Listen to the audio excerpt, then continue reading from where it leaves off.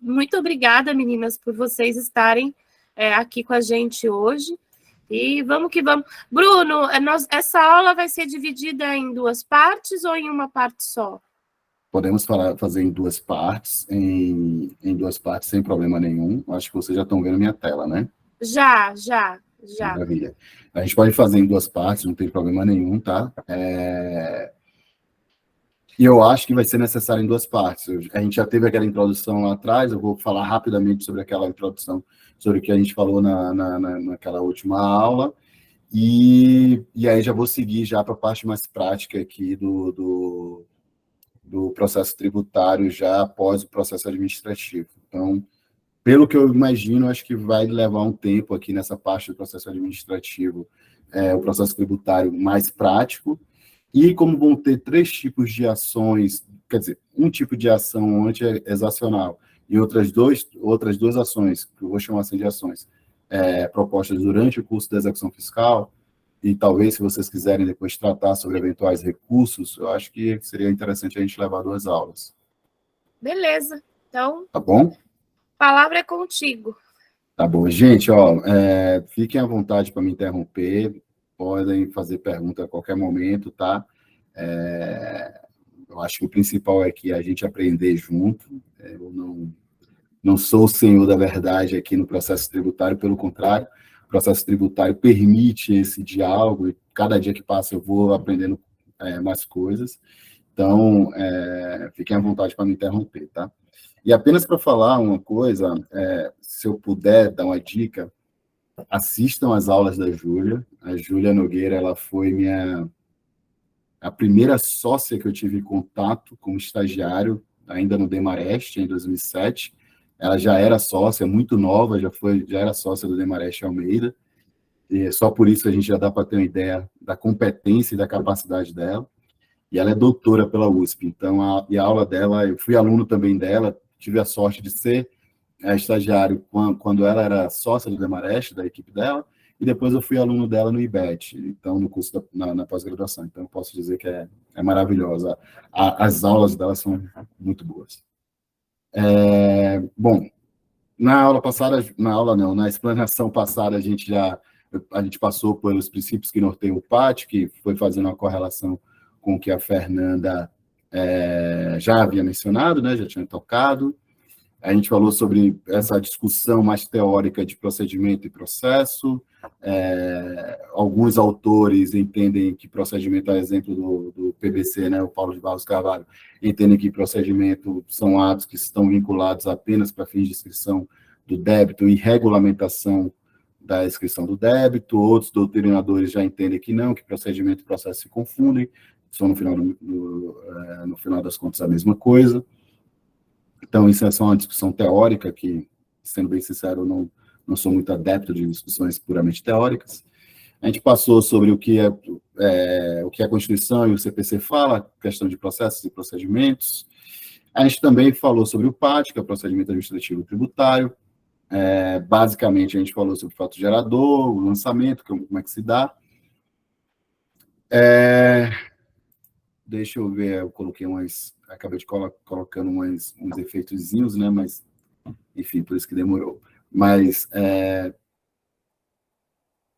o processo administrativo tributário, como eu tinha falado na nossa outra conversa, a gente pode pensar de 2 formas básicas do processo administrativo tributário, como ele se instaura, né? Por um lançamento, ou seja, uma autoridade coatora observa uma situação que ela entende que essa situação está prevista na norma, e por estar prevista na norma, mas só a sua ocorrência, não significa que ela é apta a gerar um tributo, ou a gerar um dever de pagar o tributo, melhor dizendo. E por isso há necessidade que uma autoridade, falei autoridade coatora, né, já é o vício do manual de segurança, mas não significa que somente pelo fato da autoridade olhar para aquela situação fática, e entender que aquela situação fática se enquadra, ou seja, preenche todos os requisitos do que a gente chama, né, do que o Paulo de Barros Carvalho chama de regra matriz de incidência tributária, preenche todos os requisitos da REMIT, não quer dizer que há uma obrigação de pagar o tributo. Então, ela precisa verter aquela situação esquadrinhada na norma para um documento, né, que é o auto de infração, e a partir daí vai instaurar a fase, se for o caso, ocorrer a impugnação, uma fase contenciosa. Um outro mecanismo que a gente tem muito, e vocês devem encontrar bastante nos clientes de vocês, é a situação que o próprio cliente, o próprio contribuinte, vai lá e informa para a autoridade administrativa e diz, eu tenho um débito, só que eu tenho um crédito. Né? A gente tratou disso na nossa outra conversa. Eu tenho um débito, só que eu tenho um crédito, eu quero quitar esse débito com esse crédito. Então, isso se chama o PER, DECOMP, né? O PER é o pedido eletrônico de restituição, e a DECOMP, que é a declaração de compensação. Então, esses dois documentos, pode ser transmitido apenas um, no caso o PER, né? Mas se for transmitido na DECOMP, tem que ter um PER. Então, esses dois documentos vão gerar um processo administrativo, e que desse processo administrativo vai ser expedido um documento, uma decisão chamada despacho decisório. Ou seja, você tem um auto de infração e você tem um despacho decisório. A partir do momento que você não concorda com a fundamentação daquele auto de infração ou com aquela cobrança, ou não concorda com o que está descrito no despacho decisório, que normalmente é negando o seu crédito, você apresenta a impugnação ou, no despacho decisório, a manifestação de inconformidade, e está instaurado o contencioso administrativo, né? A gente falou sobre isso e segue todo esse caminho aí que eu coloquei, né? E aí, aqui no final, na possibilidade, né, nesse ponto aqui, quando a gente diz a possibilidade de execução, antes disso, é importante relembrar que tem uma situação que é bastante comum, que a maior parte dos advogados, eles não se valem desse mecanismo, tá? E é engraçado que na semana passada, semana retrasada, um cliente procurou a gente aqui, que eu vou contar a história, tentar ser breve aqui nessa história desse cliente. Esse cliente, ele efetuou um pagamento antes. Ele transmitiu a ECF dele, e na ECF ele apontou 3 tributos que ele devia e que ele efetuou o pagamento. Isso na ECF. O valor total era R$750 mil. Só que ele não apontou esses tributos na DCTF. E a DCTF é o documento contábil apto a fazer efetivamente a declaração daquele tributo.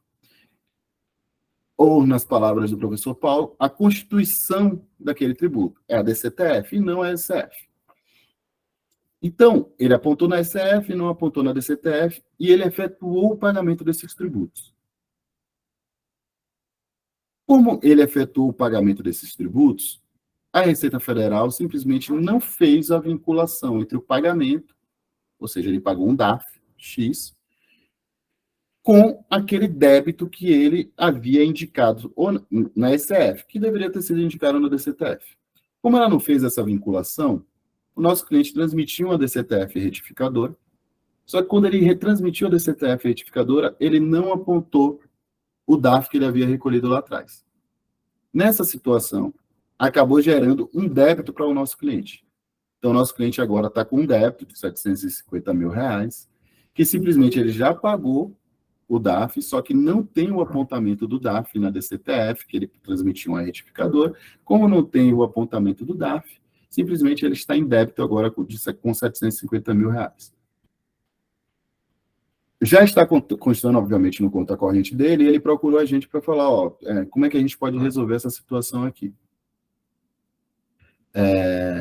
Já está inscrito em dívida e agora está impedindo a renovação da certidão negativa de débitos dele, ou então a certidão positiva com efeitos negativos, de negativo.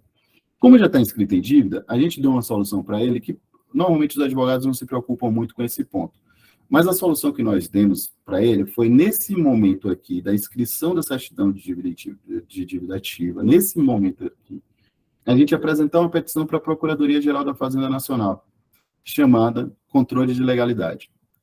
Essa é uma obrigação por parte da Procuradoria-Geral da Fazenda Nacional, assim como dos órgãos respectivos no âmbito do Estado e do município.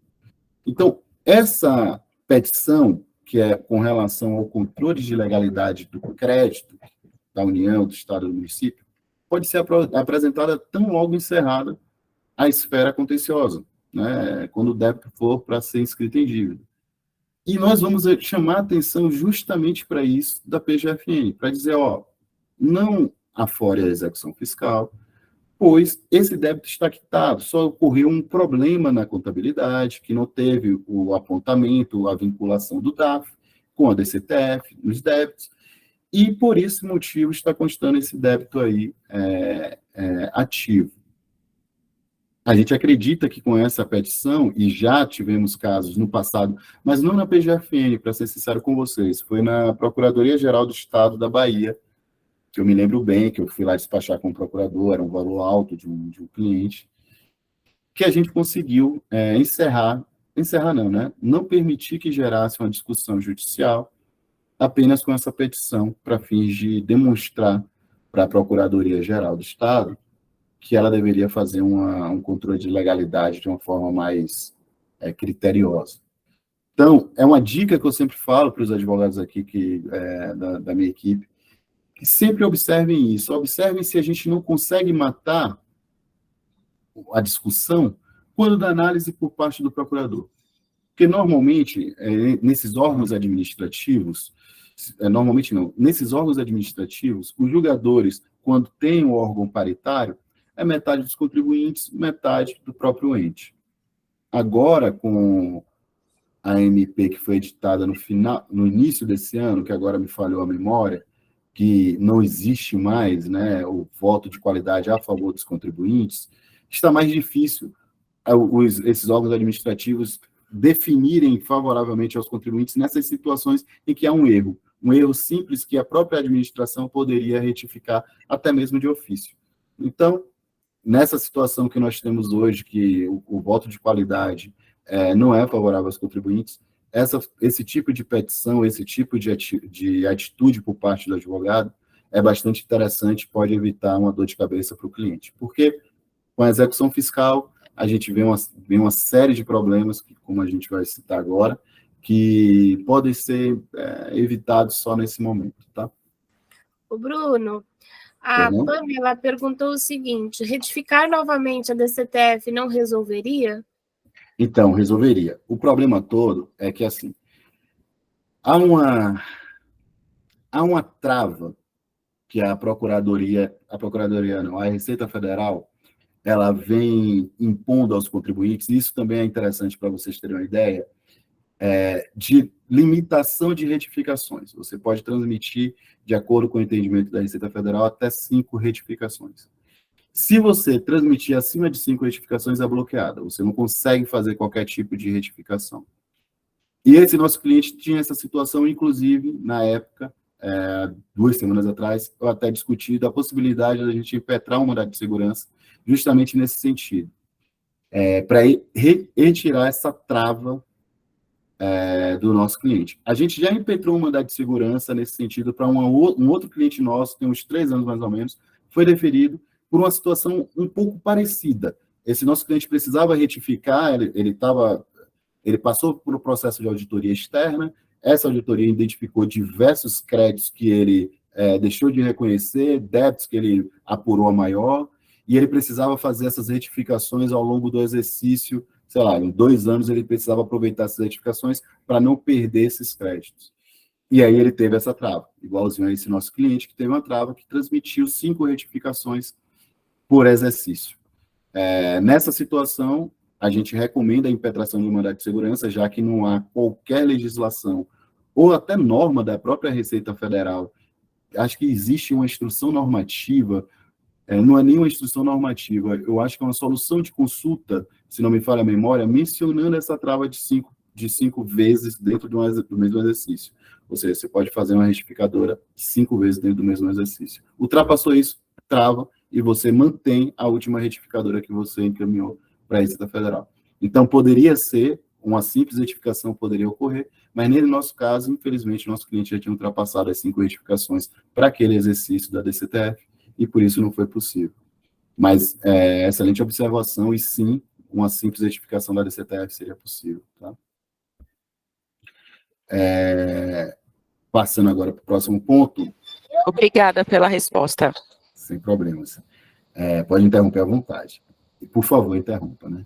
E aí a gente passa para a execução fiscal, ou seja, já encerrou toda a fase administrativa, o contencioso administrativo, não funcionou a nossa petição de controle de legalidade por parte da PGFN, e, infelizmente, o débito foi inscrito em dívida ativa. O débito é inscrito em dívida ativa e a PGFN vai aforar a execução fiscal. Há um ponto antes do aforamento da execução fiscal, que também nós estamos utilizando bastante, embora a PGFN ainda não tenha conseguido dar cabo dessa possibilidade, né? Que é a oferta da garantia administrativamente. Então, assim, você passou por todo esse processo, vem a inscrição em dívida ativa. Quando vem a inscrição em dívida ativa, lá no Regularize, que é o site da PGFN, né, da Receita Federal, nós utilizamos o ECAC, a PGFN, nós utilizamos esse site, Regularize, abre uma oportunidade lá, uma caixinha de diálogo, para você clicar, que se chama Garantia de Dívida. Então, você clicando lá, você pode garantir administrativamente aquela dívida, para quando do aforamento da execução fiscal, a execução fiscal já está garantida e você apresentar os seus embargos à execução, tá?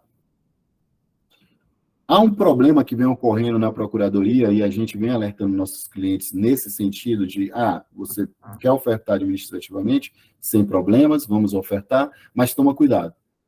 Assim que você receber a citação dessa execução, encaminha logo para a gente, porque o prazo é de 5 dias para você efetuar o pagamento do débito ou garantir o débito.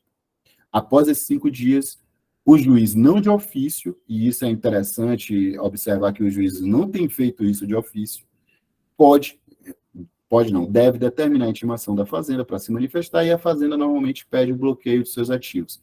Tem juiz que é totalmente proativo e no próprio despacho citatório já determina que a Secretaria adote medidas, o que, na minha opinião, é um absurdo, né?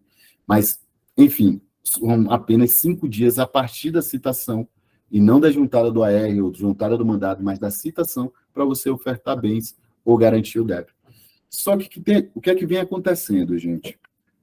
E eu faço bastante esse trabalho de diligência, vamos dizer assim, proativa para ofertar a garantia administrativa. A maioria dos nossos clientes não pode ter débito inscrito em dívida sem estar garantido. Então, a gente é bastante proativo nesse sentido. A gente oferta a garantia, de acordo com a portaria 33 de 2018, a gente oferta a garantia administrativa, a PGFN aceita aquela garantia, ou contesta, ou fala, não vou aceitar por esse motivo, retifique, a gente vai lá, retifica, apresenta novamente administrativamente, a PGFN aceita, ela lança essa garantia na CDA, ou seja, a CDA fica vinculada a essa garantia, não impede mais a CEPEM, ou seja, você consegue expedir a sua certidão positiva com efeito de negativa, e ela vai distribuir a execução fiscal. Só que o que acontece? Quando ela distribui a execução fiscal, ela não informa que o débito está garantido. Então, o juiz cita você para pagar ou garantir o débito. E aí causa um verdadeiro calafrio no nosso cliente, porque eles recebem aquela citação e a primeira coisa que ele vê na citação é pague, garanta, sob pena de bloqueio judicial. Então, isso é uma loucura em alguns clientes nossos, que eles já vêm perguntando para a gente, mas a gente não ofereceu, você não apresentou a garantia.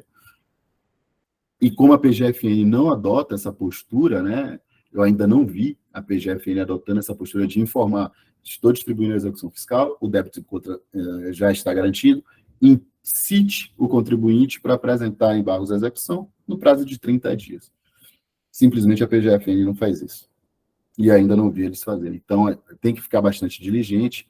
É importante ter em mente que é possível apresentar administrativamente, pois o débito inscrito em dívida, a Procuradoria leva anos e anos para aforar a execução fiscal. Inclusive, nós mencionamos a possibilidade que, com o encerramento do contencioso administrativo, começa a correr o prazo prescricional. Então, a Fazenda pode esperar até 4 anos ali no limite do encerramento do contencioso judicial e o seu cliente lá com o débito pendurado na certidão dele.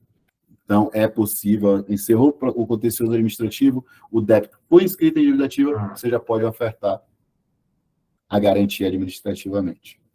Uma outra situação que que eu não coloquei aqui no slide, porque assim não era muito objeto da proposta, é que, encerrado o contencioso administrativo, você pode apresentar uma ação para fins de antecipar a garantia. E isso eu tenho utilizado no lugar da oferta administrativa.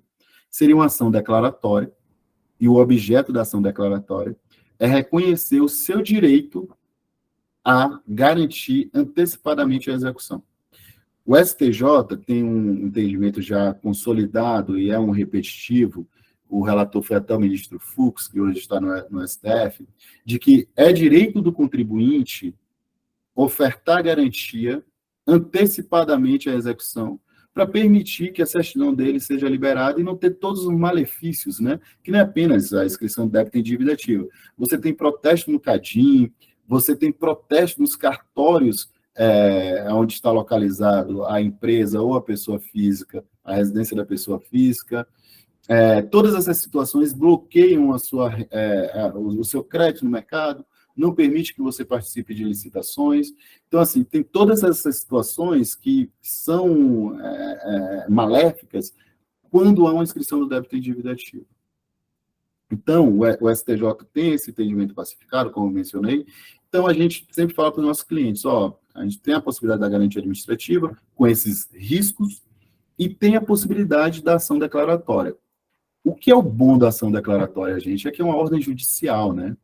Então, assim, normalmente, eu ainda não vi a Procuradoria da Fazenda Nacional desafiar, normalmente eles cumprem. Então, quando eles protocolam a execução fiscal, eles distribuem a execução fiscal, eles já informam nos autos da ação declaratória. Então, não corre aquele risco. Eles protocolaram, eles informam no auto da ação declaratória, você pede o translado da garantia para a execução fiscal. Há algumas situações na ação declaratória de antecipação de garantia.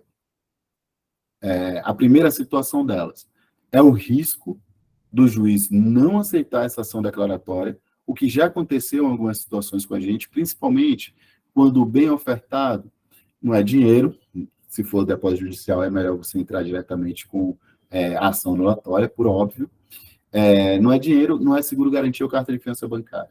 Então, esses três, como estão equiparados à penhora, são aceitos normalmente pelo judiciário.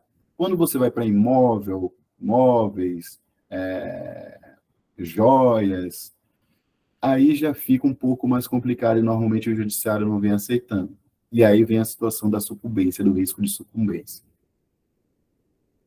Mas tem um desembargador federal aqui do TRF3, ex-desembargador federal aqui do TRF3, porque ele foi recentemente, ano passado, ele foi impulsado no STJ, o ex-presidente indicou ele para o STJ, nomeou ele para o STJ, melhor dizendo, o desembargador Paulo Domingos, que ele deu uma decisão que foi num processo nosso e que, pelo que eu me recordo, foi a primeira decisão nesse sentido aqui no TRF3, que o nosso cliente ele não tinha condições de ofertar carta de fiança bancária e seguro-garantia e ele ofertou um imóvel. A gente alertou o risco, mas ele quis tentar e o juiz não aceitou. A execução fiscal foi distribuída, então a gente precisou ofertar o imóvel na execução fiscal, no juízo da execução fiscal, e na ação declaratória foi extinta, e condenando o nosso cliente em honorários advocatícios. Essa situação que a gente costuma dizer para os nossos clientes que se não for carta de fiança bancária, seguro-garantia, é melhor a gente não distribuir uma ação declaratória por esse risco. Como o juiz condenou o nosso cliente em honorários advocatícios, nós apresentamos apelação para o Tribunal Regional Federal. E a nossa tese, foi a tese que foi acolhida pelo desembargador Paulo Domingos, e foi julgado não unânime, foi um julgamento não unânime, né? Então, ou seja, foi dividido por maioria, que a nossa tese foi que a ação declaratória é uma ação incidental à execução fiscal.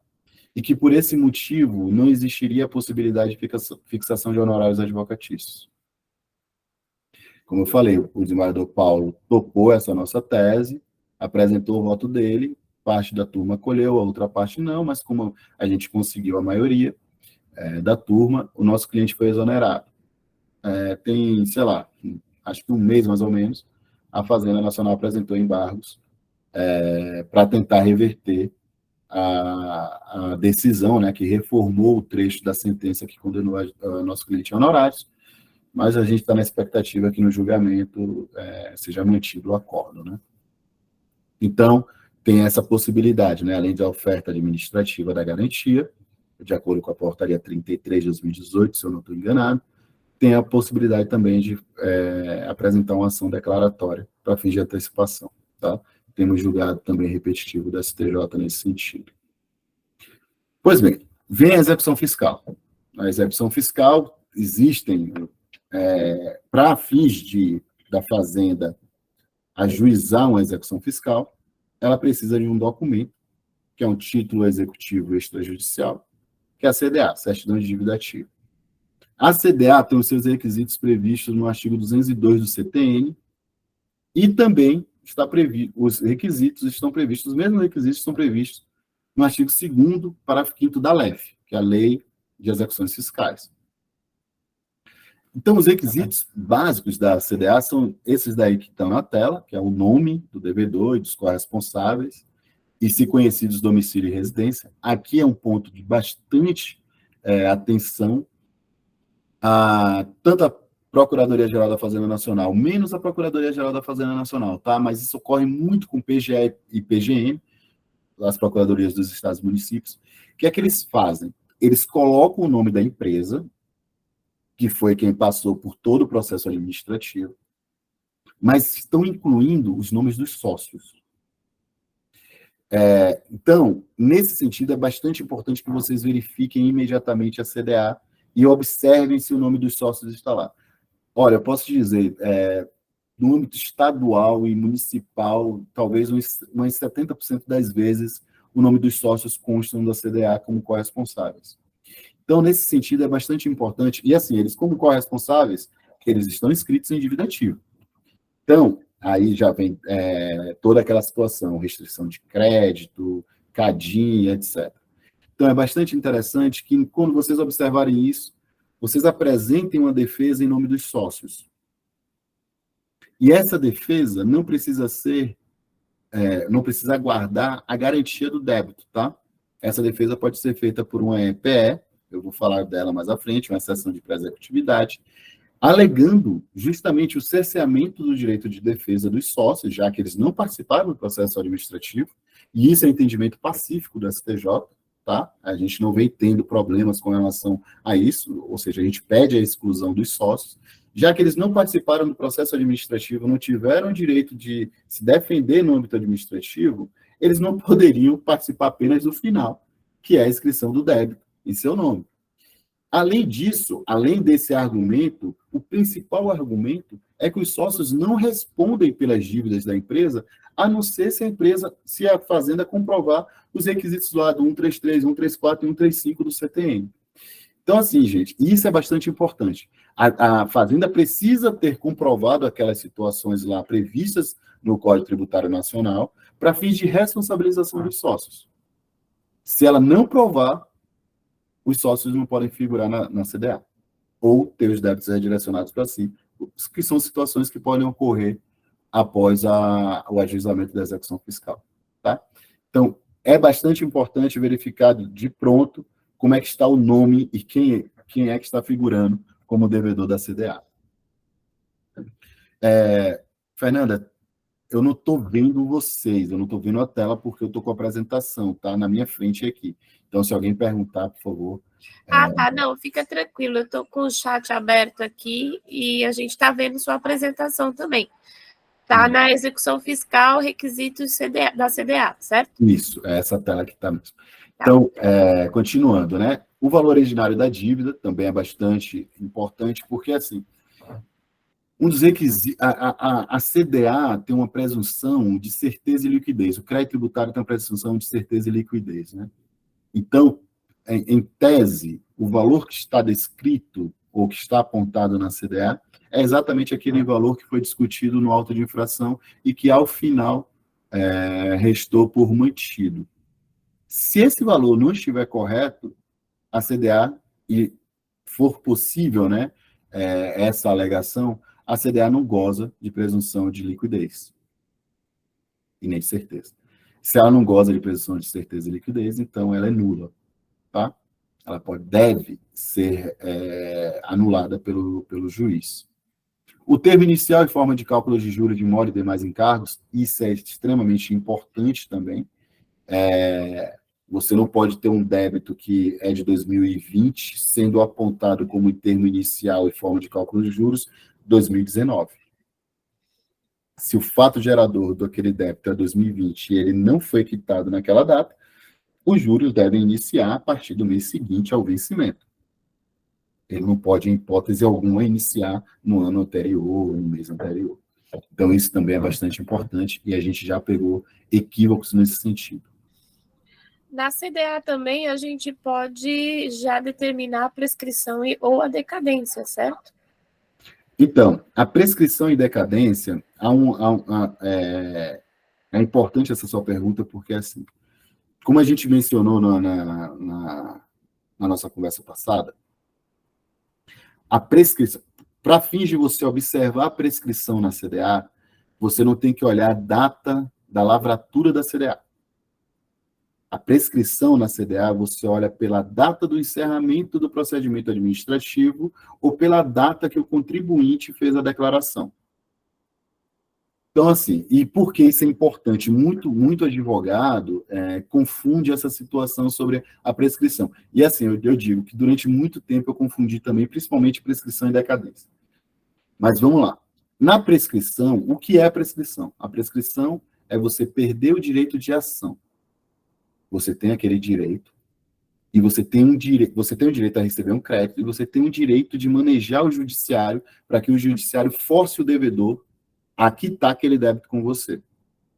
Esse seu direito de ação, ou seja, esse seu direito de você mover o judiciário, nasce no exato momento que não é mais possível ao contribuinte discutir isso administrativamente.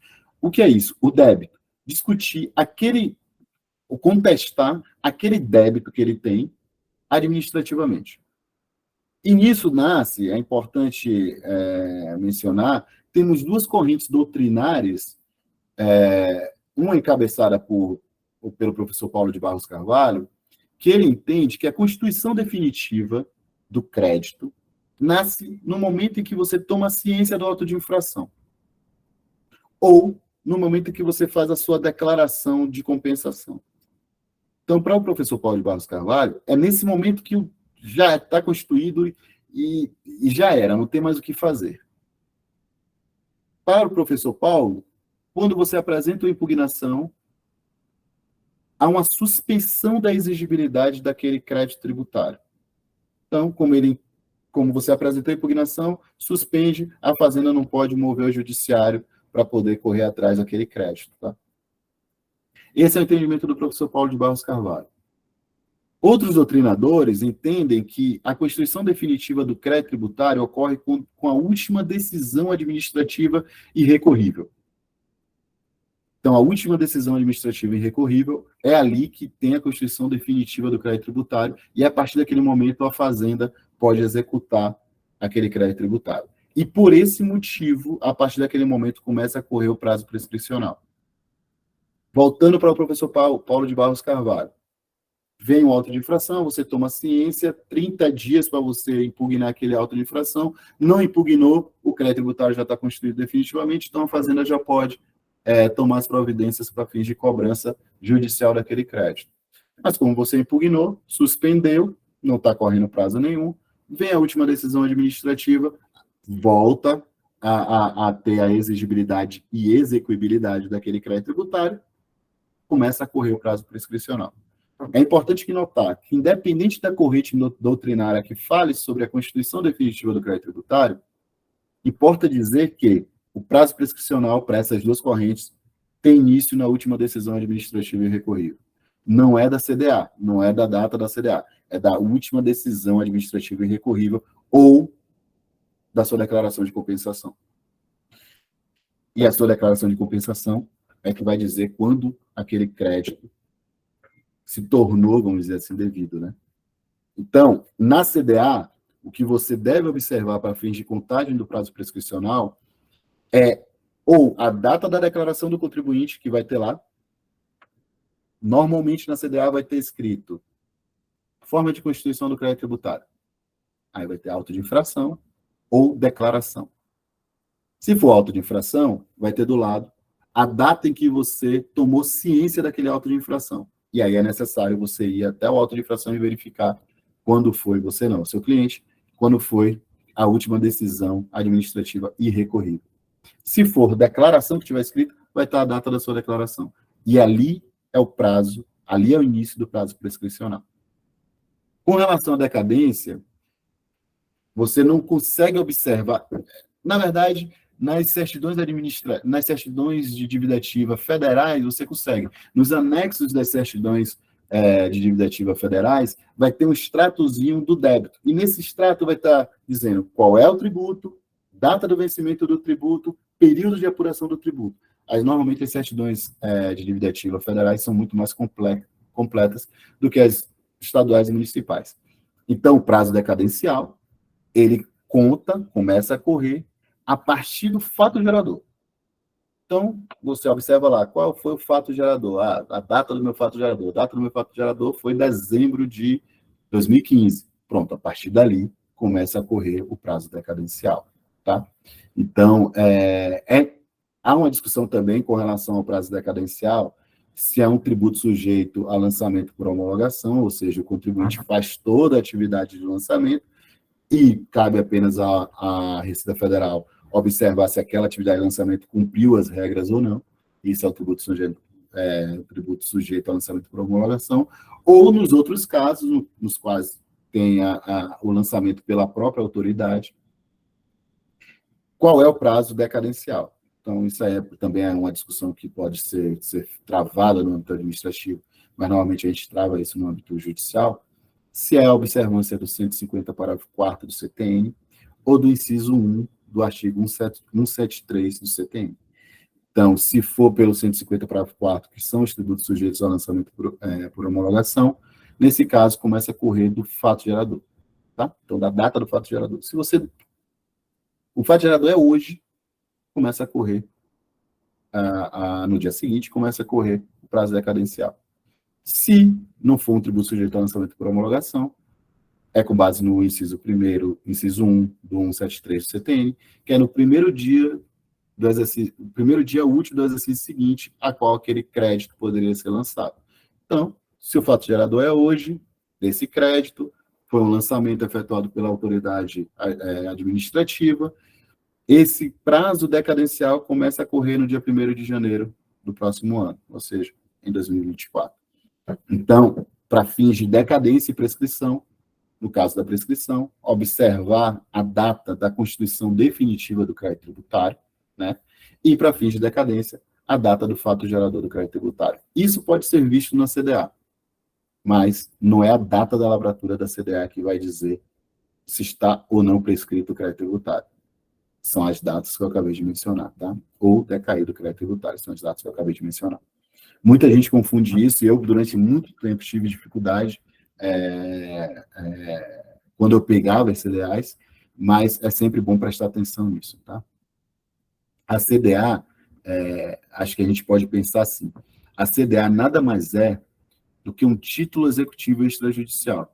Ela vai reduzir, assim como um auto de infração faz, ela vai reduzir, ela vai resumir tudo o que aconteceu no auto de infração, entre aspas, para dizer, o que é o débito, quando venceu esse débito, a origem desse débito, o montante, encargos, juros e etc. O fundamento legal, mas ela não vai absolutamente constituir nada. Ela apenas serve para você observar o resumo do que aconteceu no auto de infração ou no despacho decisório, na declaração de compensação, e o resumo daquilo que você fez de declaração, mesmo que não tenha sido por meio de uma decomp, tá? Ô, Bruno, a Ana Monteiro está perguntando, pode informar a base citada quanto ao voto de qualidade? A base citada quanto ao voto de qualidade? Isso. Você quer MP, Ana? É isso? Acredito que sim. Seria Sim. isso? Oi? É verdade, é exatamente esse ato, porque na hora eu não escutei perfeitamente, Ah, aí perfeito. eu aguardei assim, o melhor momento para lhe pedir, doutor Bruno, Não me e a chama de doutora doutor, não, Fernanda pelo aí. amor de Jesus Cristo. Não precisa me chamar de doutor, só me chama de Bruno. Ó, Nossa, com tanto conhecimento assim, não, gostoso, maravilhoso esse assunto, meu Deus, né, Fernanda? A gente ama. não, ó. O voto de qualidade foi instituído pela Lei 13.000. Quer dizer, ele não foi instituído pela lei que eu vou mencionar agora, tá? O voto de qualidade já existia, já tem a previsão, inclusive no decreto 70235. Porém, o CARF sempre entendeu que o voto de qualidade era uma prerrogativa do presidente da turma e ele poderia decidir favorável ou contra os contribuintes. E assim, eu posso até fazer esse levantamento para vocês, acho que o Jota fez recentemente, mas 60% a 70% das vezes era favorável sempre ao fisco. Mas aí veio a Lei 13.988, de 2020, que estabeleceu que no caso de voto de desempate, ou seja, o voto de Minerva, esse deveria ser favorável aos contribuintes. E aí, infelizmente, no início do ano, a MP é a 1160 de 2023, ela cancelou, vamos dizer assim, o artigo dessa lei que eu acabei de mencionar, que fala que a 13.988 de 2020, acabei de pesquisar aqui, para mandar certinho para você, que fala que no caso de empate, deve ser decidido de forma favorável ao contribuinte. O fundamento legal está no CTN, porque o CTN diz, se não me falha a memória também aqui, no artigo 110, que a legislação tributária deve ser interpretada de forma favorável ao contribuinte. Então, se há uma dúvida com relação à existência ou não do crédito, ao fato gerador, ou qualquer situação que vá dizer se aquele débito é ou não devido, à luz do CTN, eu entendo, né, que essa é a minha opinião, eu entendo que deve ser sempre favorável ao contribuinte, já que a fiscalização, e no último caso, o próprio ente arrecadante, né, no caso, o CARF faz parte da estrutura do Ministério da Fazenda, se assim não há lógica, se na dúvida se existe ou não aquele débito, aquele crédito tributário, não há lógica, na minha opinião, que seja imputado ao contribuinte, né, aquele débito. Então, por isso que eu sou totalmente favorável, além de ser advogado, né, dos contribuintes, sou completamente favorável ao voto de qualidade. Mas respondendo sua pergunta, é a MP 1160 de 2023, que vetou o artigo da Lei 13.988 de 2020, tá? Essa MP Muito ainda... obrigada. Na área dispõe. Essa MP ainda está em tramitação no Congresso Nacional. Eu tenho lido bastante sobre as movimentações com relação a essa MP, né? Eu já fiquei sabendo que a OAB fez uma espécie de acordo com o Ministério da Fazenda para que seja alterado o texto da MP no sentido de que, no caso de empate no julgamento, será favorável à Fazenda, porém serão excluídos multa e juros. Então, o contribuinte pagaria apenas o valor original do débito. Há também ações no Supremo Tribunal Federal, visando derrubar essa MP nesse ponto que ela altera o voto de qualidade. Essas ações estão paradas. E a gente fica na expectativa. O melhor dos mundos seria que o STF julgasse de forma favorável para derrubar esse artigo da MP. Mas, como nós sabemos que o STF é um tribunal estritamente político, eu acho muito difícil que isso venha por meio de decisão do STF. Então, deve vir, provavelmente, por uma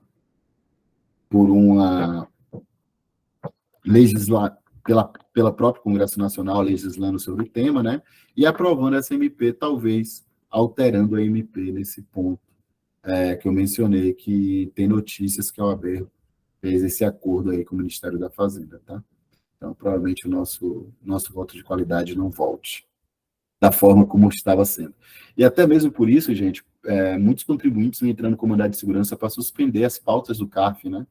Então, a gente temos várias notícias, a gente ainda não impetrou MS nesse sentido aqui no escritório, nenhum cliente nosso teve nenhum processo pautado recentemente que valesse a pena manejar um mandado de segurança nesse sentido. Mas muitos contribuintes têm entrado com o mandado de segurança e têm conseguido decisões para que seja suspensa a pauta do CARF, pelo menos no julgamento dos seus processos, até que venha uma decisão definitiva ou a legislação seja alterada no tocante ao voto de qualidade. Tá?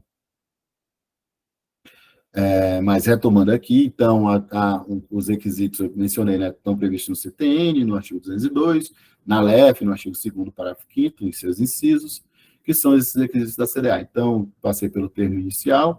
A origem, natureza e fundamento é extremamente fundamental que isso seja observado.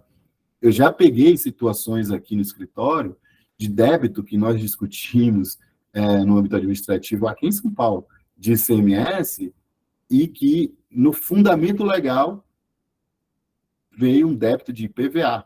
A legislação apontada foi IPVA. Então, isso é uma delícia, porque você consegue derrubar uma execução fiscal com algo tão tosco, por um erro tão tosco como esse, que é o fundamento legal, apontou a legislação do IPVA e não do ICMS. Então, isso é bastante importante. Eu sempre tive curiosidade de ler, até hoje eu tenho muita curiosidade de ler sempre fundamento legal. Então, assim, hoje em dia, a minha maior parte do tempo eu fico revisando as peças dos meus colegas aqui do tributário, e, sei lá, eu posso revisar acho que umas 3, 4 vezes no dia um embargo de declaração, por exemplo, e eu sempre abro o CPC no artigo 1022. É uma mania que eu tenho de sempre consultar a legislação. A pessoa apontou a legislação na peça, eu vou na legislação olhar.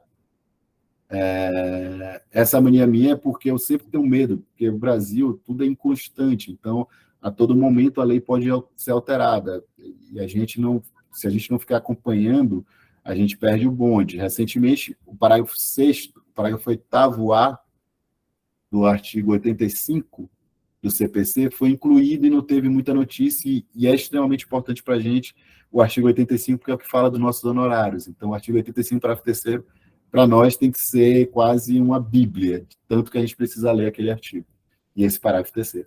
Então, eu descobri que entrou um artigo novo no CPC, não teve muito alarde, um parágrafo novo no artigo 85, que foi extremamente importante para a gente, que é o que fala que não é possível julgamento por equidade quando o valor da causa é relevante, é alto, e os juízes vão julgando dessa forma. Né? Então, é sempre importante a gente olhar. Então, sempre dá uma olhada no fundamento legal.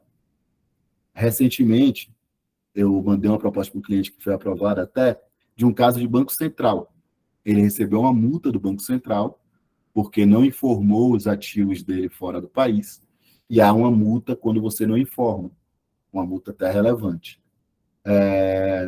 Só que no documento, no auto de infração, eles não chamam de auto de infração lá do Banco Central, é um outro termo, mas no documento está todo fundamentado em portarias que já foram revogadas. Elas foram revogadas no final de 2021 e no final de 2022. Elas foram revogadas. Só que ele recebeu agora, e foi lavrado agora, esse ano. Então, a gente já vai apresentar a defesa deve ser apresentada até o mês agora de abril, a gente vai apresentar a defesa dizendo que o fundamento legal está equivocado. Então, assim, é sempre importante receber uma CDA, se o cliente receber uma CDA, antes de passar qualquer informação para ele, dar uma analisada nesses requisitos. Tá? A indicação da atualização monetária, seu termo inicial e fundamento legal, também é muito importante. Você pode receber auto de infração dizendo que a atualização monetária, termo inicial e fundamento legal é IGPM, só que você vai olhar o fundamento, você vai olhar na legislação, está lá escrito Selic, então isso é bastante importante você apontar. Data e número da inscrição, isso também é extremamente importante, você não vai receber até mesmo para fins de controle da legalidade, tá? A data e número da inscrição é bem importante, então você não vai receber um documento qualquer, sem indicação da data de quando foi lavrado, o número da inscrição. Isso aí é possível você fazer a anulação da CDA só por ausência da data e número da inscrição. E número do processo administrativo e auto de infração, se for o caso. Então, esse é um requisito também bastante importante, né, para você identificar a origem e a natureza, a origem, na verdade, daquele débito que o seu cliente está discutindo, tá? Então, esses são os requisitos da CDA e que eu fortemente recomendo que não sejam deixados de lado. A gente já pegou situações aqui no escritório de processos que veio de outro escritório que não foi analisado os requisitos da CDA, mas como são requisitos e há entendimento do STJ que esses requisitos da CDA são matéria de ordem pública, ou seja, como estão previstos em lei, o juiz deve observar, inclusive, de ofício, e tem muito juiz, tá, que observa de ofício. A gente já recebeu várias execuções aqui, que antes da gente ser citado, tem um despacho do juiz para que a fazenda se manifeste sobre a eventual prescrição, porque o juiz bateu o olho na CDA, observou as datas dos fatos geradores, observou a data da declaração e questionou a fazenda, se manifesta sobre a eventual prescrição. Então, a fazenda foi lá, apresentou uma petição dizendo, não, é porque isso aqui foi uma declaração, teve uma situação que suspendeu o prazo prescricional e tal. Então, tem juiz que faz esse bom trabalho de observar a lei e já despacha automaticamente antes do nosso cliente ser citado. Então, eu recomendo que os requisitos da CDA sejam observados, tá? Passando para o próximo slide aqui, a gente vem para o tema da prescrição e decadência, que a Fernanda me ajudou no slide anterior, né? Então, eu já adiantei a questão da prescrição e da decadência. Então, é possível, então, aqui eu me alongar na prescrição intercorrente, tá? Como eu falei, a prescrição é a perda do direito de ação, a decadência é a perda do direito. Tem um ponto interessante na prescrição, gente, que o STJ deu uma decisão, tem um julgado recente. Eu estou cometendo uma falha, porque eu não estou apontando os julgados nos slides, mas eu me comprometo a lançar todos os slides, em todos os slides, os precedentes que eu mencionei, tá? Eu vou, na nossa próxima aula, aula não, gente, pelo amor de Deus, na nossa próxima conversa, eu vou lançar todos os precedentes e posso disponibilizar esses slides para vocês. Mas tem um precedente recente da STJ que ele menciona que o fato de o débito estar prescrito não significa que o ente não deve parar a cobrança administrativa. O que isso quer dizer? Se o débito prescreveu, eu vou tirar do CADIM, mas eu vou continuar dizendo aqui no meu sistema interno que você me deve. Então, assim, a prescrição faz cessar o direito de ação e extinguir, no âmbito administrativo e judicial, aquele débito. Mas não quer dizer que o fisco ou qualquer outro ente de cobrança não pode deixar lá no cadastro dele dizendo que aquele débito existiu. Então, isso é bastante interessante de ser observado, porque seus clientes podem sofrer com essa situação. Tem um débito que está prescrito, débito não, um débito que foi fulminado pela prescrição, ou seja, aquela ação judicial foi extinta, mas que, em algum cadastro, está lá ainda existindo a informação de que existia um débito e que não foi quitado. Eu me lembro que esse julgado foi proferido em um processo cível, com relação à dívida cível, mas que foi sustentado em algum momento que isso também seria aplicável ao âmbito fiscal, ao âmbito tributário. Então, é bom ficar de olho com relação a esses casos e, obviamente, sobrevindo a uma situação dessa, eu acho que vale a pena levar até o STF. Considerando que um débito fulminado pela prescrição, a meu ver, no âmbito tributário, por a gente estar manejando contributos e manejando com entes arrecadantes, você, como pessoa jurídica, principalmente, ter um débito lá apontado, em última instância, pode implicar até na impossibilidade de você participar de processos licitatórios. Então, isso é algo que eu, sinceramente, se um cliente meu me aparecer com uma situação dessa, eu acho que é interessante levar até o STF essa discussão, tá? E a decadência é a perda do direito efetiva, é a extinção definitiva com relação ao direito sobre aquele crédito. Então, como eu adiantei no slide anterior, essas são as duas situações que devem ser observadas quando você receber uma execução fiscal de um cliente seu. Essas duas matérias podem ser tratadas por meio da exceção de pré-executividade, que eu vou falar no próximo slide ou na nossa próxima aula, dependendo se Fernanda vai me interromper aqui para parar de falar. Mas essas duas matérias, por serem matérias de ordem pública, podem ser tratadas, na verdade, devem ser tratadas por meio da exceção de prescritividade. Tá? E aí, a gente tem uma situação que está prevista lá no artigo 40 da LEF, que é a prescrição intercorrente. Por isso que está aí escrito esse suspensão por 1 ano. O que é a prescrição intercorrente, gente? A prescrição intercorrente é uma previsão que está lá no artigo 40, que diz o seguinte, ó. Se o devedor não é localizado, ou não são localizados bens aptos à penhora, suspende-se o processo por 1 ano, findo esse 1 ano, começa a correr o prazo prescricional de 5 anos. Ou seja, a Fazenda executou o débito, o juiz expediu a carta citatória, determinou a expedição da carta citatória, o devedor não é localizado. Volta a citação com essa informação, o juiz intima a Fazenda pede ao juiz para expedir a citação por oficial de justiça, por edital, pelo que quer que seja, o devedor não é localizado. Não é localizado, automaticamente suspende o processo por 1 ano, suspenso o processo por 1 ano, findo esse prazo, inicia a contagem do prazo prescricional de 5 anos. Tá? Tem algumas peculiaridades aí na prescrição intercorrente. E aí eu vou mencionar essas peculiaridades. Né? A prescrição intercorrente, ela pode e deve ser reconhecida a sua suspensão, mesmo com a junção desses dois prazos de 1 mais 5, os 6 anos, se, posteriormente a esse prazo, uma dessas causas que eu mencionei, o devedor ser localizado ou bens aptos à penhora serem localizados, após o prazo de 6 anos, desde que tenha sido decorrente de um pedido fazendário. Ou seja, vamos lá. O devedor foi localizado. Vou dar esse exemplo. O devedor foi localizado, não foi localizado bens. Suspende por 1 ano. Aí a Fazenda vai protocolar uma petição dentro desse prazo de 1 ano, ou até depois desse prazo de 1 ano, sei lá, 4 anos depois a Fazenda protocola uma petição dizendo, excelência, eu localizei um veículo, então eu quero a penhora desse veículo do devedor. Tá?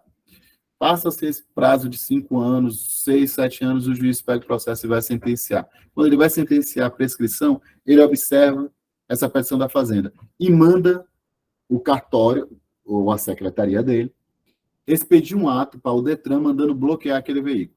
O cartório vai, expede um ato, o Detran bloqueia aquele veículo, está lá um gravame em favor dessa execução fiscal.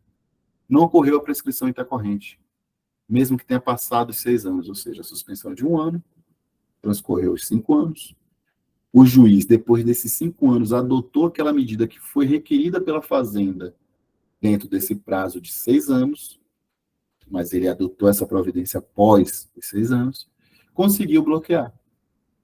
O STJ tem um entendimento já solidificado, em repetitivo. Esse eu tenho um número porque é muito fácil, é do 566, o sistema 566 até o 571.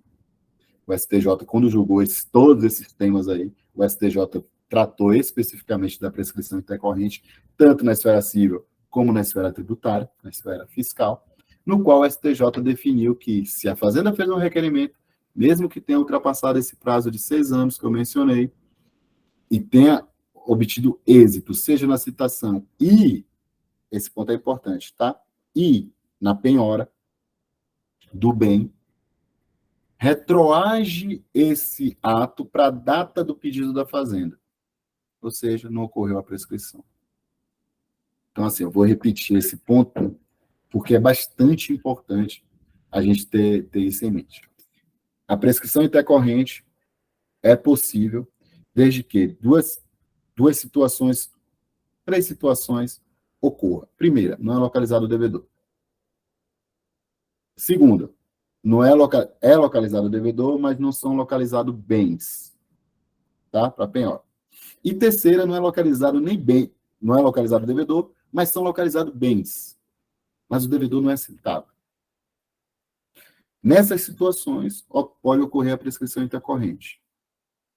Mas, Se dentro do prazo de 1 ano, que está previsto lá no artigo 40 da LEF, mais 5 anos, que é o prazo prescricional, que está no 174 do CTN, a Fazenda, dentro desses 6 anos aí, em algum momento, a Fazenda apresentou uma petição e, mesmo após o transcurso desse prazo de 6 anos, for localizado ou o devedor ou bens, desde que o devedor já tenha sido citado, retroage para a data do pedido da Fazenda.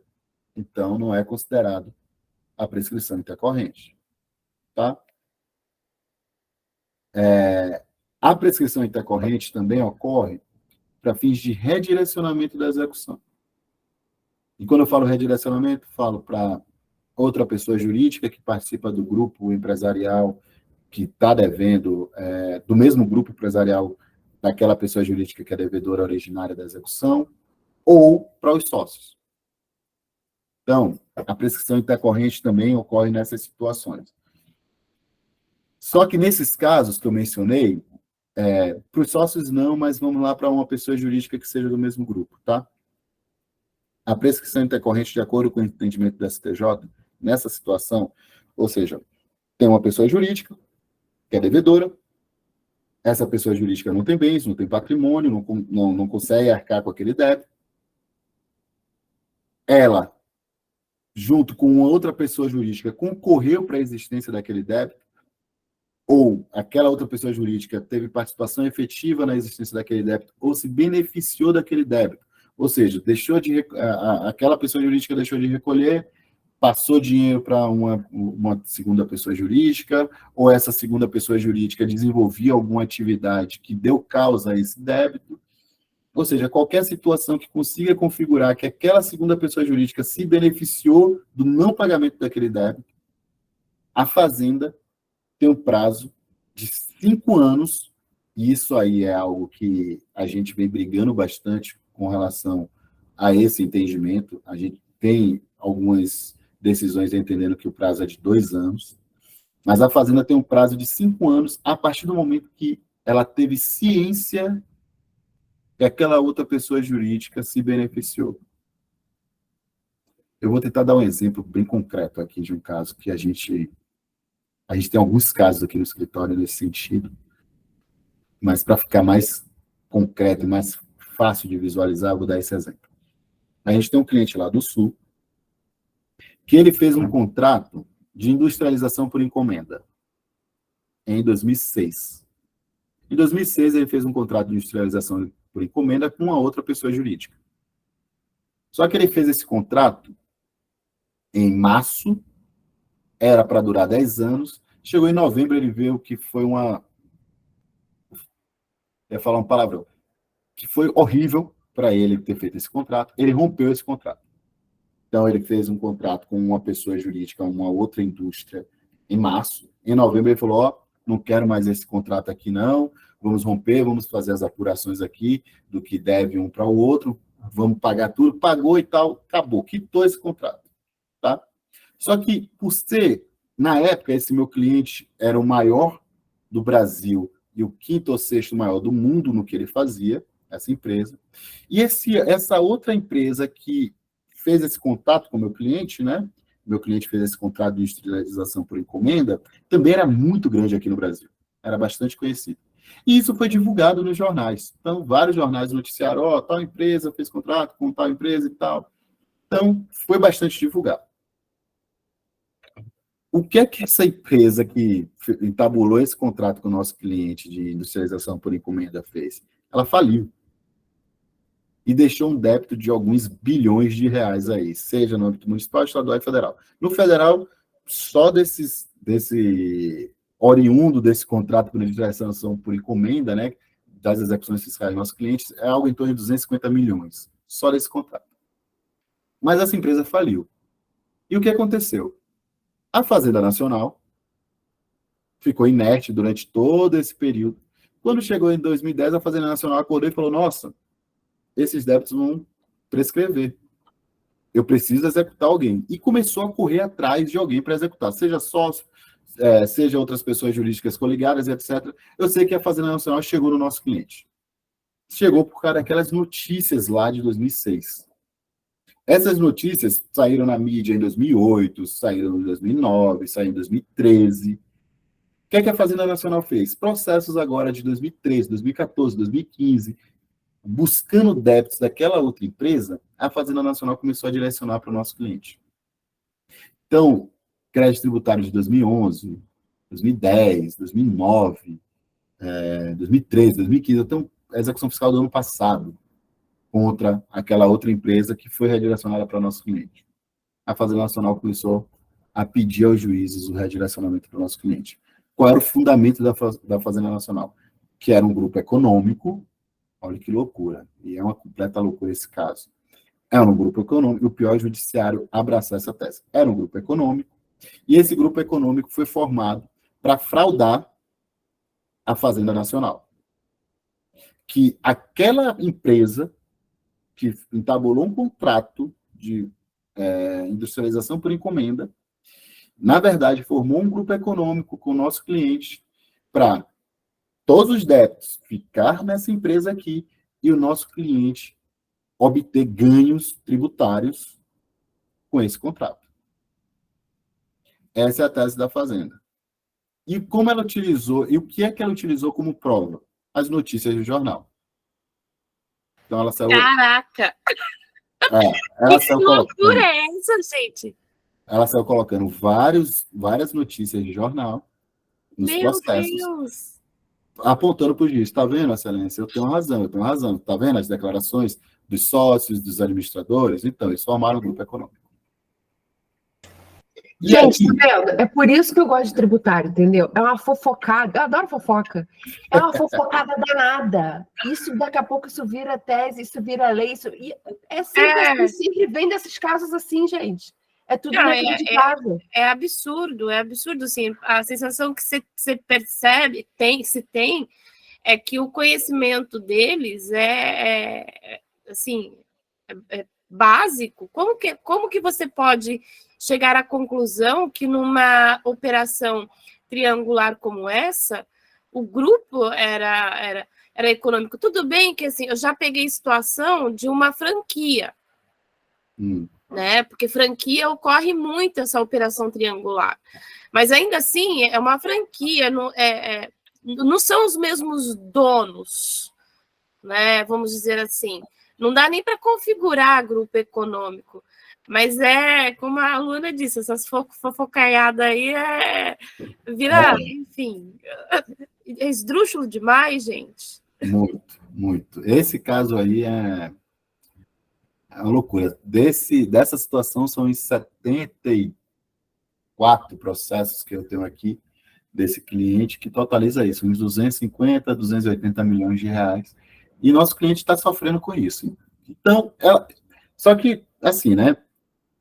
A gente recebeu esses processos, essa leva de processos de um outro escritório, no ano passado, a gente recebeu esses processos, e a gente pegou esses processos já em fase, assim, de embargos à execução julgados, recurso especial no STJ, recurso extraordinário, ou embargos de execução já apresentados, mas que já tem a impugnação.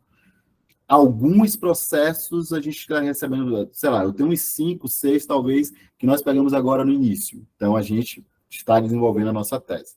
E a nossa tese é uma tese que a gente encontrou precedentes favoráveis no STJ, que é nessa linha do que eu vou explicar agora, que é com relação à prescrição para fins de redirecionamento. Qual é a nossa tese? São dois pontos. O primeiro ponto é: ainda que eu tenha sido um grupo econômico, esse grupo econômico durou pouco tempo. Foi em 2006. E eu tenho um contrato aqui de industrialização por encomenda, e eu tenho a rescisão desse contrato por industrialização por encomenda. Tudo reconhecido em cartório, tá? Tá tudo bonitinho. Então, eu tenho os dois. Eu tenho um contrato reconhecido em cartório, e quando eu quiser rescindir, eu também tenho esse contrato. Os detalhes desse caso é pior ainda, né? Só para citar aqui. E por que teve a rescisão do contrato?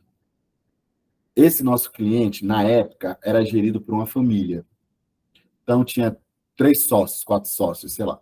Um dos sócios queria muito fazer esse contrato de industrialização. Os outros 3 não. Mas esse sócio aqui pesou tanto que os outros 3 falaram, tá bom, bora fazer. Só que aí eles viram que era uma merda. Falei o palavrão que eu não queria falar. Mas enfim, eles viram que era uma merda. Como eles viram que era uma merda, falaram, não, gente, vamos romper esse contrato e tal. Chega, não queremos mais esse contrato. Aí esse sócio que queria muito, ele pegou uma empresa que ele já tinha, uma empresa X, e falou, ó, empresa Y, que é a empresa que fez o contrato com esse nosso cliente, ao invés de você fazer com essa empresa aqui, venha fazer com a empresa que é só minha. E eu consigo fazer nessa minha outra empresa essa industrialização por encomenda. E ele fez com essa outra empresa. E continuou esse contrato com essa outra empresa. Mas o nosso cliente não tinha absolutamente nada a ver. Nada a ver, absolutamente nada a ver. Tem, inclusive, depoimento das pessoas que trabalharam na época, seja numa ou na outra empresa, dizendo exatamente isso, ó, eram coisas separadas. Então, o contrato com o nosso cliente durou de março a novembro de 2006. A partir de dezembro de 2006, foi com uma outra empresa. E que deve ter durado até, sei lá, 2009, 2010, quando teve a falência dessa devedora originária aí. Mas a Fazenda conseguiu dizer que tudo era um grupo empresarial. Essa terceira empresa desse sócio virou um braço do nosso cliente. Essa empresa devedora originária foi adquirida pelo nosso cliente, continua a existir apenas para fraudar o fisco e o nosso cliente se beneficiar dos tributos que ele deixou de arrecadar nas operações. Então, a Fazenda conseguiu criar toda essa tese aí, essa linha de argumentação, e anexou as notícias jornalísticas para comprovar que que a tese dela estava certa. E como eu estava dizendo, nós pegamos a leva aí de 74 processos, sendo que desses 74, 68 processos, mais ou menos, já estão em fase adiantada, seja com embargos apresentados, foi um outro escritório que apresentou, e tem uma situação envolvendo esse outro escritório que não merece ser dita aqui, mas não foi uma defesa, vamos dizer assim, muito boa, né? E a nossa tese é o seguinte, ó, a Fazenda Nacional tem ciência da existência desse suposto grupo econômico com o nosso cliente, conforme matérias jornalísticas anexadas pela própria Fazenda para fundamentar o seu pedido, em 2008. Então, desde 2008 a Fazenda sabe disso. E somente agora, em processos que são de 2009, 2010, 2011, 2012, a maioria são desses anos, e somente agora a Fazenda, e agora eu digo 2019, 2020, somente agora a Fazenda pediu o redirecionamento para mim, isso está prescrito. Se ele me disse que ele conhecia, sabia que eu era um grupo econômico desde 2008, por que ele não pediu, dentro do prazo de 5 anos, o redirecionamento para mim? Essa é a nossa tese. A gente encontrou precedentes do STJ nesse sentido, que o redirecionamento deve ocorrer dentro do prazo prescricional a partir do momento que o credor tomou ciência da existência de uma terceira pessoa, e a gente vem tendo, não êxito, mas pelo menos colocando uma pulga atrás da orelha do juiz, e o juiz tem mandado a Fazenda se manifestar nesse sentido. Como eu disse, a gente pegou processos recentes agora, a gente apresentou esses embargos de execução, uns estão em discussão. E é interessante eu informar para vocês, vocês podem me questionar, Bruno, por que você não apresentou EPE, já que é matéria de ordem pública prescrição? A gente não apresentou EPE por 2 motivos. Tem juízes que vêm entendendo que, nesses casos, há necessidade de prova. Ou seja, você precisa provar que você não era grupo econômico. Ou você precisa provar que a Fazenda não tinha ciência em 2008, que essas, vamos dizer, matérias jornalísticas a Fazenda achou na internet e não que necessariamente ela tinha ciência. Então, como esse nosso cliente tem uma situação bem específica e peculiar, que permite a gente apresentar embargos à execução mesmo sem garantia, a gente tem apresentado embargos à execução, que aí a gente pode discutir, fazer a dilação probatória no bojo dos embargos à execução. Há um risco nessa estratégia que a gente desenvolveu. Qual é o risco? a extinção dos embargos de execução por ausência de garantia. Se isso ocorrer, a gente pode apresentar uma ação anulatória, porque a extinção dos embargos de execução vai ser sem resolução do mérito, o que não vai fazer coisa julgar formal e material. Então, a gente pode apresentar a ação anulatória. O risco da ação anulatória aí é a gente ter os honorários, a gente ter a sucumbência. Mas, dentro dessa situação, o nosso cliente vem topando a gente apresentar a ação anulatória no caso dos embargos ser extinto. No caso dos embargos, não tem os honorários, a sucumbência, porque em todas as CDAs está lá o que está previsto no decreto 1056, se eu não me engano, 1057, se eu não me engano, que fala sobre os encargos da Fazenda Nacional, que é de 20% sobre o montante do débito. Então, considerando que os encargos já está previsto lá, os honorários da Fazenda Nacional, não teria os honorários nos embargos da execução. Então, fazendo uma análise assim dos riscos entre você ter diretamente os honorários advocatícios numa situação de extinção, ou e ainda assim você ser permitido discutir por meio de uma ação anulatória, é melhor a gente apresentar os embargos, considerando uma situação peculiar do nosso cliente, que muitos juízes vêm entendendo que não há necessidade de ele apresentar garantia em embargos, do que a gente apresentar diretamente a ação anulatória. Então, a nossa tese no âmbito dos embargos da execução é justamente essa, dizendo, ó, esse crédito prescreveu, o direito da Fazenda pediu redirecionamento para mim, no caso, o nosso cliente prescreveu, de forma que requer a extinção da execução em face do nosso cliente. A gente requer a extinção em face do nosso cliente. Essa é a prescrição intercorrente para fins de redirecionamento para uma terceira pessoa jurídica. Há uma outra situação também de prescrição intercorrente, que a gente vem alegando aqui no nosso escritório, que é quando a Fazenda Nacional, ou a Fazenda do Estado, do município, pede um redirecionamento para uma outra empresa que adquiriu os ativos de uma empresa no âmbito de uma recuperação judicial. Então, a gente tem situações em que uma empresa entrou em recuperação judicial, fez o levantamento dos seus bens, e aí, dentro da recuperação judicial, o nome é, como diz lá na Lei 11.101 de 2005, Unidade Produtiva Isolada, UPI, e dentro daquela recuperação judicial, abre um leilão e outras pessoas jurídicas podem vir para adquirir aquela UPI. O que a Fazenda Nacional tem feito? A Fazenda Nacional acompanha todo o processo de recuperação judicial. É umas coisas toscas que a Fazenda Nacional faz. Ela vai e diz que aquela recuperação judicial foi fraudada. Então, quem adquiriu deve responder pelos débitos daquela empresa que passou pela recuperação judicial. Então, nesse mesmo sentido, a gente vem apontando a prescrição nessas situações, considerando que a Fazenda Nacional participou de todo o processo de recuperação judicial e 5, 10 anos depois, a gente tem caso aqui que a recuperação judicial finalizou em 2013 e em 2021 nosso cliente foi surpreendido com um bloqueio de 21 milhões de reais de seus ativos por um débito que é de 2008 e 2009, de uma empresa que passou por um processo de recuperação judicial. A gente tem 8 casos desse cliente nessa situação de adquisição de UPI. Então, nesse mesmo caso, a gente aponta isso. Ó, a recuperação judicial findou em 2013. Em 2013, o nosso cliente adquiriu a UPI. Se ele adquiriu a UPI em 2013 e a Fazenda Nacional foi intimada dessa aquisição, significa que desde aquela data a Fazenda Nacional sabia desse suposto grupo econômico. Se ela sabia desse suposto grupo econômico ou dessa fraude à execução, o prazo dela seria de 5 anos para pedir o redirecionamento. Como ela não fez, então está prescrito. Essa também é a nossa tese nesses casos. Esses casos a gente está discutindo já no TRF3 e nós pegamos desde o início, né? No primeiro grau a gente tomou pau, me parece que o juiz é um pouco enviesado, mas a gente tem muita fé que no TRF3 a gente vai conseguir reverter. Então, gente, essas... Ô, Bruno, deixa eu só te interromper um pouquinho, só para ver se, até mesmo se eu entendi. O prazo, então, de redirecionamento para fins de prescrição intercorrente, que a gente está falando, certo?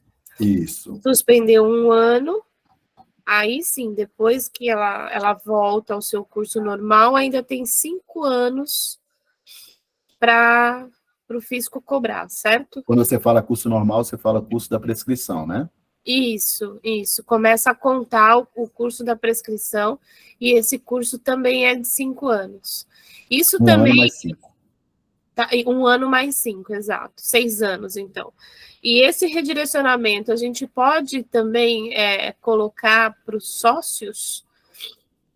O redirecionamento, você diz, quando a empresa não paga, há uma comprovação com relação que os sócios agiu com excesso de poderes, contra o contrato social, confusão patrimonial. Essa situação. Isso. Nessa situação, a gente não está falando da prescrição intercorrente com relação a esse 1 mais 5. A gente está falando da prescrição para a fazenda pedir o redirecionamento para os sócios. Isso. Aí, nessa situação, a gente argumenta também que ocorreu uma prescrição. Se tiver ultrapassado o prazo de 5 anos, conforme o seu exemplo, a gente pode argumentar dizendo, já ultrapassou o prazo prescricional, o sócio não pode mais responder por esse débito. A gente também pode alegar essa questão da prescrição intercorrente para o sócio. Tá? Perfeito. Também é totalmente possível, desde que a gente comprove que a fazenda já tinha conhecimento daquela situação. Perfeito. Uma situação que a gente teve aqui recentemente, e essa pergunta sua me lembrou esse caso, foi a seguinte situação, só para exemplificar essa sua situação aí do sócio, tá? Um cliente nosso, ele participou da direção de uma empresa, agora não vou me lembrar a data exata, mas foi há muito tempo atrás. Ele participou da direção da empresa. A Fazenda Nacional afurou, essa empresa entrou em recuperação judicial, não pagou os débitos, a Fazenda Nacional foi ajuizou a execução fiscal. Não localizou qualquer bens passíveis de penhora, a Fazenda Nacional foi e apresentou um pedido de redirecionamento para os sócios, tá? Indicando todos os sócios. Aí a gente apresentou uma exceção de preservatividade para dizer o seguinte, o entendimento do STJ é que para o sócio ser responsabilizado, ele tinha que ter poderes de gestão à época do fato gerador. Então, assim, não poderia ser um sócio que passou pela empresa, e muito menos um sócio que entrou na empresa, ou administrador que entrou na empresa após o fato gerador, ou que, nessa situação, ele entrou na empresa após o fato gerador, e ele tenha que ter dado causa ao não cumprimento daquela obrigação tributária. Então, o STJ entende que nessas situações, o cara foi sócio antes do fato gerador, ou ele foi sócio depois do fato gerador, mas ele não deu causa ao descumprimento da obrigação tributária, melhor dizendo, ele não pode ter execução direcionada para ele. Então, nessas situações, é outro ponto que é bem importante vocês observarem, para uma eventual defesa do cliente de vocês, se for a pessoa física, se for o sócio, que a execução não pode ser direcionada. Então, a execução pode ser direcionada para o sócio ou administrador que era, na época do fato gerador, atuante na empresa, tá? Tenha concorrido para aquele descumprimento daquela obrigação tributária principal, ou seja, não pagamento do tributo, e dentro do que está descrito lá no 134 e no 135 do CTN, que ele tenha agido com excesso de poderes, que ele tenha agido contrário ao contrato social, ou que tenha existido algum tipo de confusão patrimonial. Ou seja, a empresa pagou coisa para ele pagou coisa para a empresa, ele utilizava o carro da empresa, essas situações. Inclusive, isso é bastante importante ser observado, mesmo que não tenha débito nenhum, tá? Empresa pagar coisa para dono, para sócio, a empresa, o sócio utilizar veículo da empresa. A gente sempre faz as recomendações para nossos clientes aqui que têm empresas nesse sentido, que façam um contrato de aluguel, por exemplo, do veículo, façam um contrato de aluguel do imóvel que o sócio está morando, se o imóvel estiver no patrimônio da empresa, para evitar essa situação de confusão patrimonial, que isso sim é totalmente possível de um redirecionamento, tá? Então, essa a ideia da prescrição intercorrente, gente. É um assunto um pouco espinhoso, mas acho que vale a pena, como eu disse, dar uma lida nos temas 566 até o 571, foi um julgado só, foi um julgamento só, mas o STJ, nesse julgamento, definiu várias questões da prescrição intercorrente, e entre esses pontos desse julgamento, no item mais específico 4.3 da ementa, é o item que fala sobre a questão da prescrição intercorrente no âmbito da matéria fiscal. Tá? Então, é bastante importante. STF ou STJ? STJ. Tá joia. STJ. Temas 566 até o 571. Tá? Na ementa, você vai observar lá que ele fala sobre prescrição intercorrente no âmbito do processo civil e tal, e na 4.3, no item 4.3 da ementa, começa a falar sobre a questão da prescrição intercorrente em matéria tributária. Tá? É um tema que a gente aqui tem enfrentado bastante, principalmente nesses momentos que o governo está buscando aumentar a arrecadação, o governo está sendo bastante criativo. Esse é o melhor termo que eu posso dizer para buscar esses créditos. Tá? Bom, essa é a prescrição intercorrente, é o que eu poderia falar sobre prescrição intercorrente. Fernanda, agora eu pensei em a gente passar para tanto a ação anti-exacional, que é a ação anulatória, e aí tratar dos requisitos da ação anulatória, e também falar dos embargos da execução, tratar dos requisitos dos embargos da execução e das matérias que podem ser alegadas, e tratar também da exceção de pré-executividade e as matérias que podem ser alegadas, e todo o rito da exceção de pré-executividade, que tem alguns detalhes que eu acho que são bastante importantes.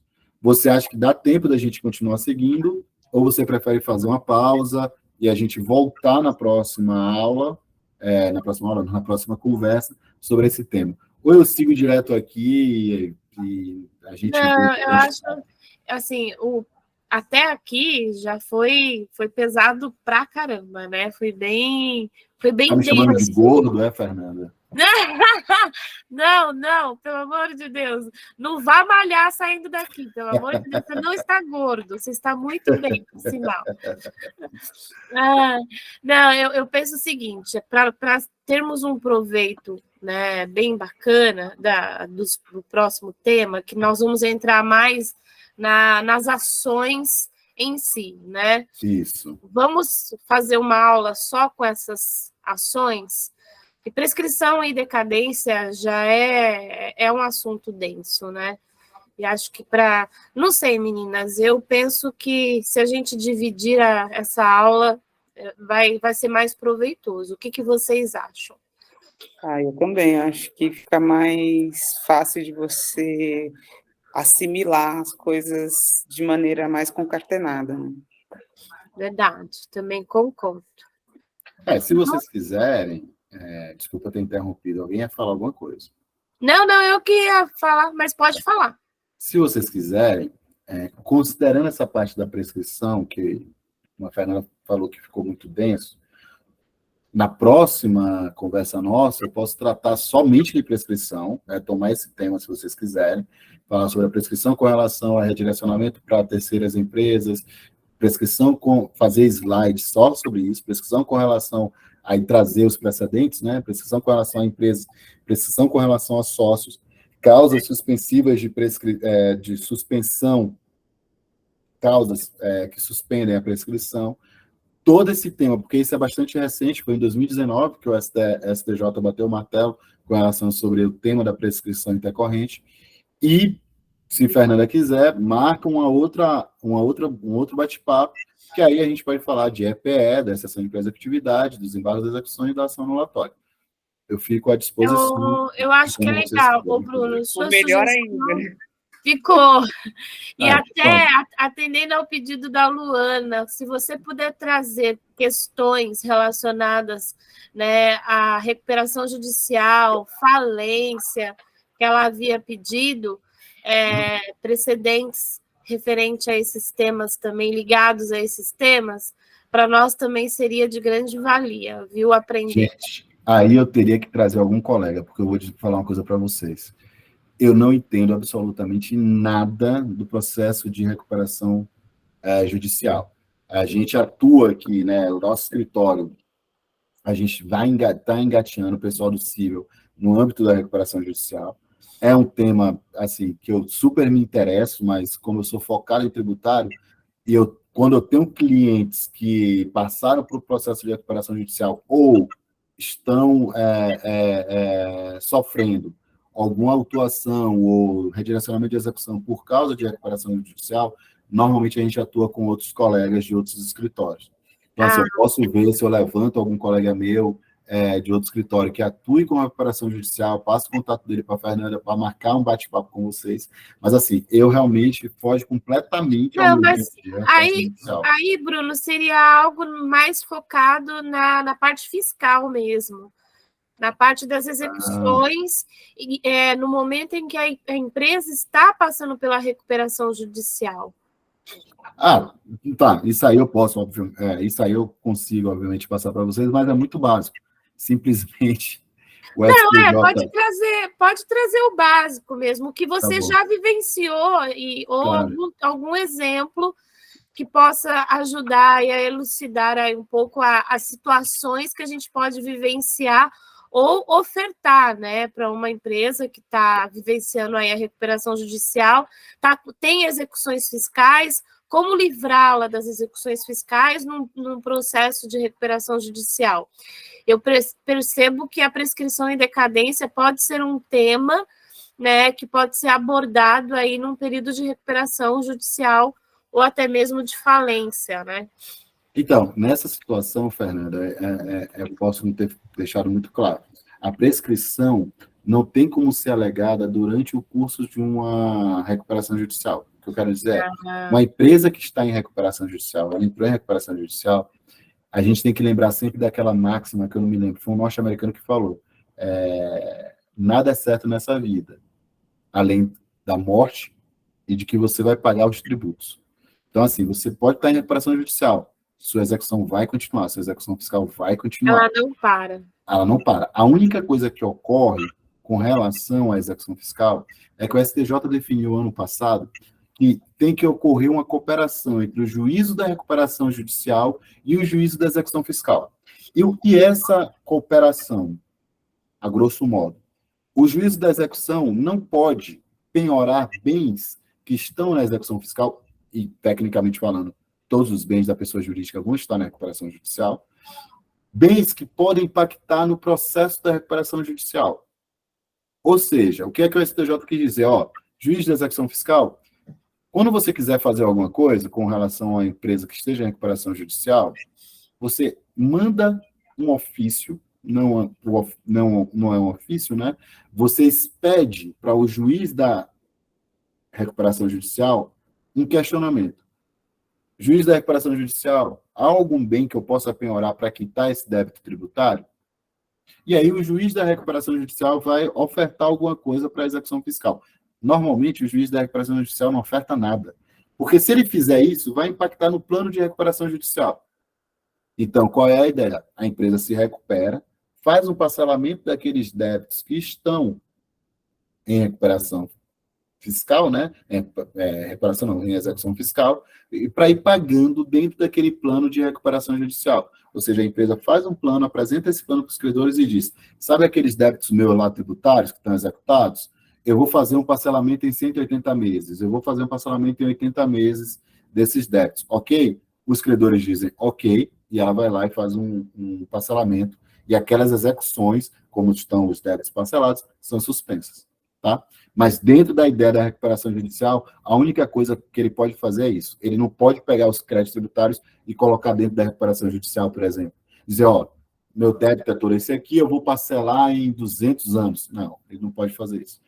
O Bruno, então a questão do redirecionamento que você comentou pode ele vem em decorrência justamente desses débitos tributários que foram parcelados e, de repente, a determinada empresa, dentro do pacote de recuperação judicial, ela acaba sendo vendida para um outro grupo econômico e assim que eles tentam redirecionar para essa empresa?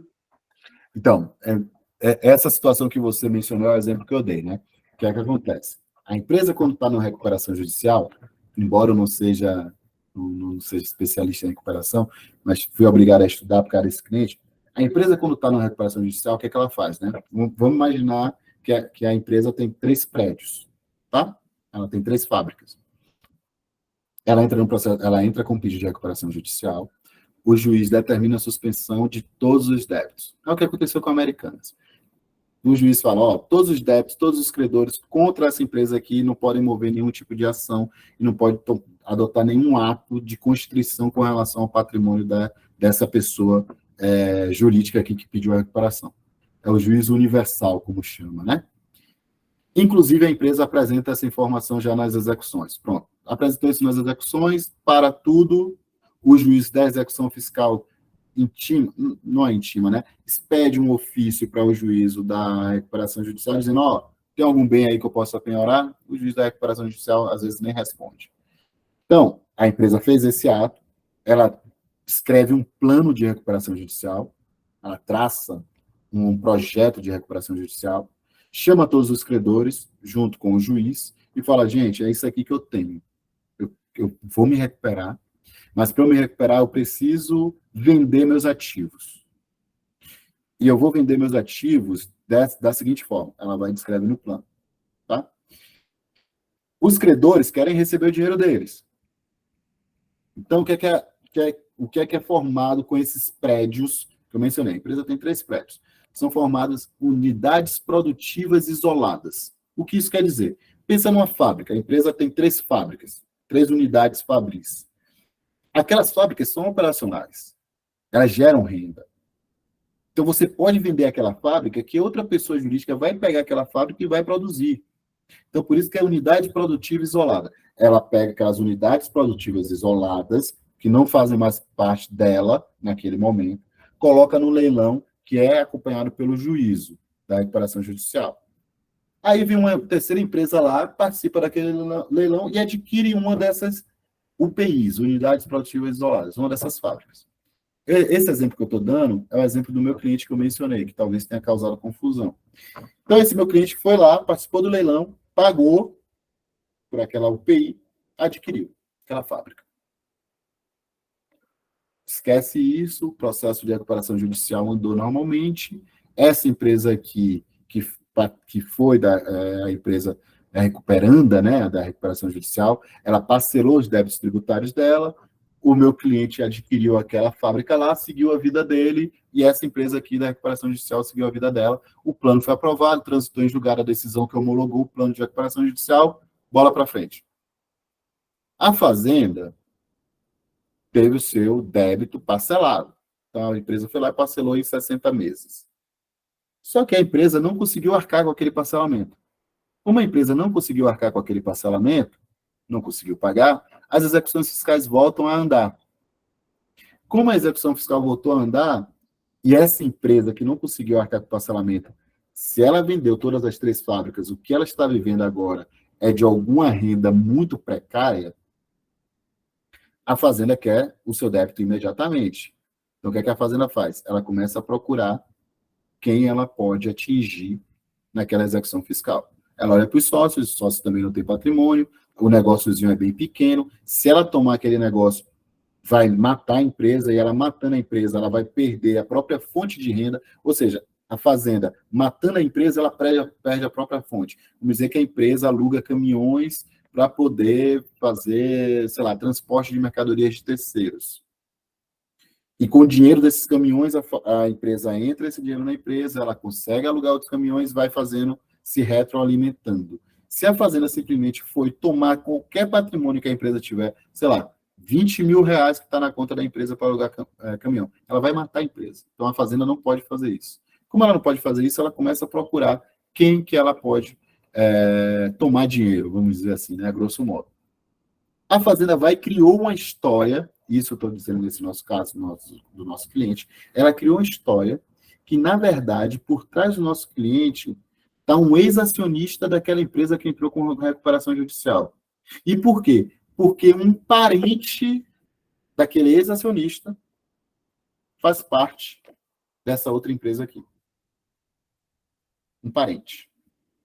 Então a Fazenda falou, opa, eu pesquisei a vida de todos os acionistas dessa empresa que entrou em recuperação judicial, inclusive dos ex-acionistas, e descobri que tem um ex-acionista dessa empresa aqui, um ex-acionista dessa empresa, que tem um parente que é sócio daquela empresa que adquiriu aquela fábrica. Aí, por isso, a Fazenda falou, opa, simplesmente que ocorreu uma fraude de execução, a recuperação judicial. Por isso, essa empresa que adquiriu, como ela participou dessa fraude, ela vai responder pelos débitos daquela empresa recuperanda. Então, foi esse exemplo que eu dei para vocês, tá? Então, a recuperação judicial ocorreu em 2013, desse cliente em específico.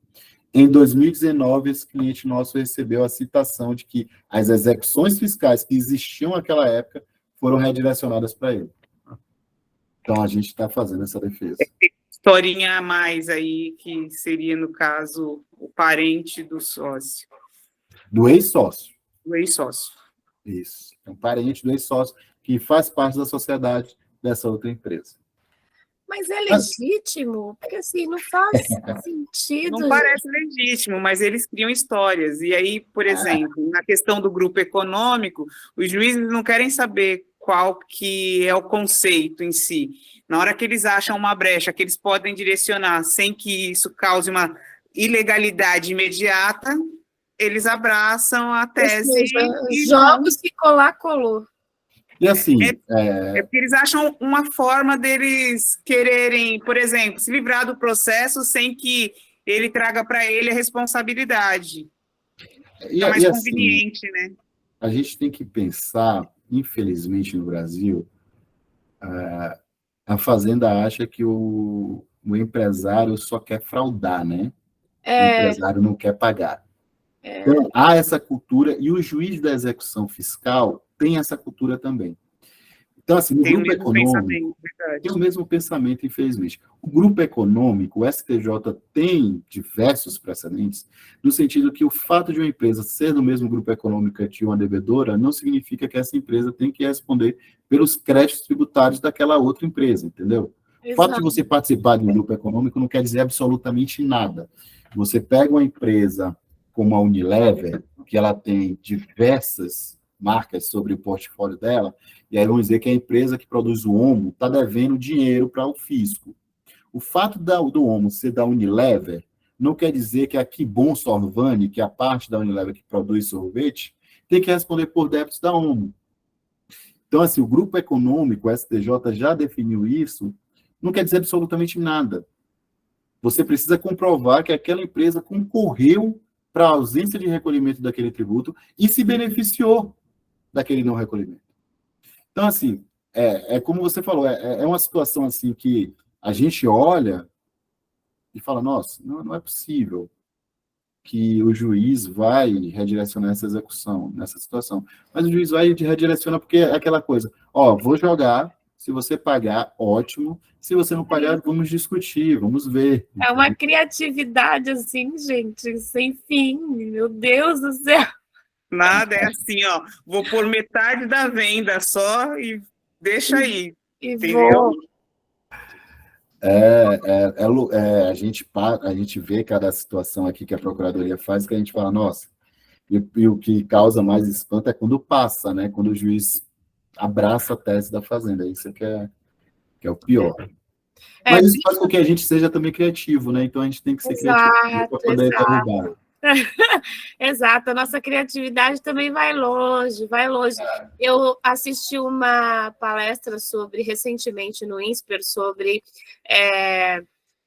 os acordos, né, as transações, e os procuradores falaram, né, a gente foi moldando porque a criatividade dos advogados, a nossa criatividade foi que deu ensejo aí a novos tipos de transações.